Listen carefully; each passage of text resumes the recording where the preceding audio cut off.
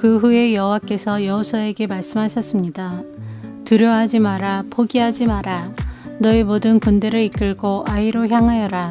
내가 그의 백성과 그의 성과 그의 땅을 너에게 줄 것이니 너는 여리고와 그 왕에게 한 것 같이 아이와 그 왕에게도 하여라. 하지만 이번만은 그 성 안의 모든 것을 가져도 좋다. 자, 이제 너의 군인들 중 몇 사람에게 성 뒤로 가서 몰래 숨어 있으라고 하여라. 그리하여 여호수아는 모든 군대를 이끌고 아이로 향했습니다. 여호수아는 군인 3만 명을 뽑아 밤중에 그들을 내보냈습니다. 여호수아는 그 군인들에게 명령을 내렸습니다. 여러분은 성 뒤쪽에 숨어 있으시오. 성에서 멀리 떨어져 있지 말고 성을 주의 깊게 살펴보면서 언제라도 싸울 준비를 하고 있으시오. 나와 나를 따르는 군대는 성을 향해 진군할 것이고 성 안의 사람들은 우리와 싸우기 위해 밖으로 나올 것이오. 그때 우리는 전에 했던 것처럼 등을 돌려 후퇴할 것이고 그들은 성을 떠나 우리를 쫓아올 것이오. 그들은 우리가 전처럼 도망치는 것으로 생각할 것이오. 우리가 후퇴할 때 여러분은 숨어있던 곳에서 나와 성을 차지하시오. 하나님 여호와께서 여러분에게 그 성을 주실 것이오. 아이 성을 점령한 후에는 그 성을 불태우시오. 여호와께서 말씀하신 대로 하시오. 보시오, 내가 분명히 여러분에게 명령을 내렸소. 그 말을 한 후 여호수아는 그들을 보냈습니다. 그들은 베델과 아이의 서쪽 사이에 숨었습니다. 그러나 여호수아는 그날 밤 자기 백성들과 함께 진에 머물렀습니다. 여호수아는 이튿날 아침 일찍 일어나서 자기 군대를 불러 모았습니다. 여호수아와 이스라엘의 장로들은 아이로 군대를 이끌고 갔습니다. 여호수아를 따르는 모든 군인들은 아이로 행군했습니다. 그들은 성 앞에서 멈춰선 후 아이의 북쪽에 진을 쳤습니다. 그들과 성 사이에는 골짜기가 있었습니다. 여호수아는 5,000명가량의 군인을 뽑아 베델과 아이 사이로 보내어 그곳에 숨어 있게 했습니다. 이처럼 이스라엘 백성은 각기 자기 자리를 잡고 있었습니다. 주력 부대는 성 북쪽에 있었습니다. 다른 사람들은 서쪽에 숨어 있었습니다. 그날 밤 여호수아는 골짜기 아래로 내려갔습니다. 아이 왕이 이스라엘 군대를 보았습니다. 그래서 왕과 그의 백성은 이튿날 아침 일찍 일어나 싸우기 위해 서둘러 움직였습니다. 그들은 성 동쪽에 있는 어떤 곳으로 나갔습니다. 왕은 이스라엘 군인들이 성 뒤쪽에 숨어서 기다리고 있다는 것을 몰랐습니다. 여호수아와 이스라엘의 모든 군인들은 아이의 군대에 쫓겨 후퇴하는 척하며 광야 길로 도망쳤습니다. 아이의 군인들은 성을 떠나 여호수아의 군대를 뒤쫓아갔습니다. 아이와 베델의 사람들은 한 명도 남지 않고 모두 이스라엘의 군대를 쫓았습니다. 그들은 성문을 열어둔 채 이스라엘 군대를 따라갔습니다.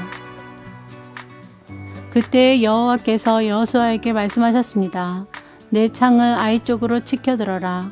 내가 그 성을 너에게 주겠다. 그래서 여호수아는 자기 창을 아이 성을 향하여 치켜들었습니다. 이스라엘 사람들은 여호수아가 창을 치켜두는 것을 보고 숨어있던 곳에서 나와 급히 성으로 달려갔습니다.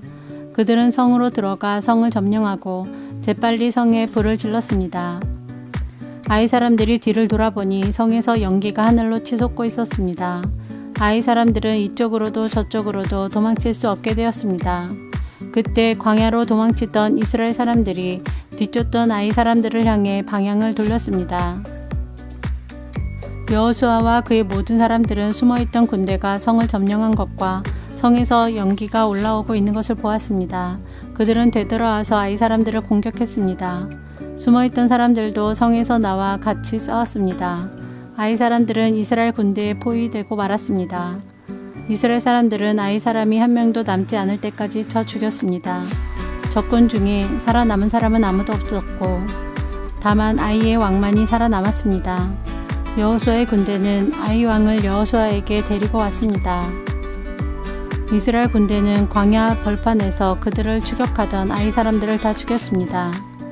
그들 모두를 칼로 죽이고 다시 아이로 되돌아와 그곳에 있는 사람들을 전부 칼로 죽였습니다. 그날 아이의 모든 백성들이 다 죽었는데 남자와 여자를 합해 12,000명의 사람이 죽었습니다. 여호수아는 창을 치켜들고 있던 손을 내리지 않았습니다. 여호수아는 아이의 모든 백성들을 다 죽일 때까지 창을 치켜들고 있었습니다. 이스라엘 백성은 동물들은 죽이지 않고 자기들이 가졌습니다. 또 아이 사람들이 가지고 있었던 물건들도 가졌습니다. 그들은 여호와께서 여호수아에게 명령하신 대로 하였습니다. 그리고 나서 여호수아는 아이성을 불태웠습니다. 아이성은 쓰레기 더미가 되어버렸습니다. 오늘날까지도 아이성은 그런 모습으로 남아 있습니다. 여호수아는 아이성의 왕을 저녁까지 나무에 매달아 놓았습니다.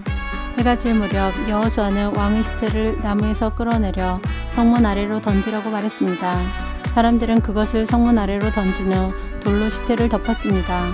그 돌무더기는 오늘날까지도 그곳에 있습니다.